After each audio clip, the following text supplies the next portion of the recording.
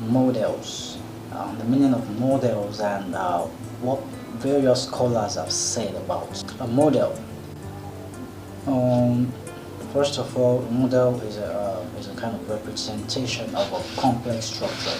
Let's say there's something that is complex in nature, and then an attempt to try to minimize or simplify that complex structure now can be referred to as a model. A model helps to aid our understanding of a complex structure.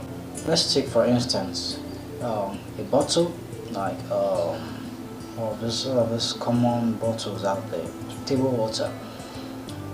Try and see if you can divide it into component parts, that is the cover, the body, and the little label in between. If you try to simplify it in a way, as you can see, yeah, you will notice that we can actually also see the full detail. Looking at this simple illustration, we can see the entire bottle. Let me take another example. Let's say the floor plan of a building. Yeah, the floor plan of a building. When you sketch the plan, it has every single detail that you are going to put into place in coming up with the construction of the entire building. Although it's represented in a small sheet of paper, flat, but then it represents a structure that is much more complex.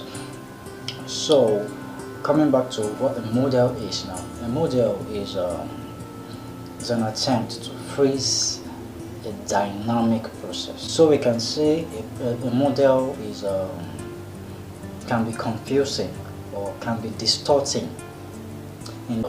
Models are limited.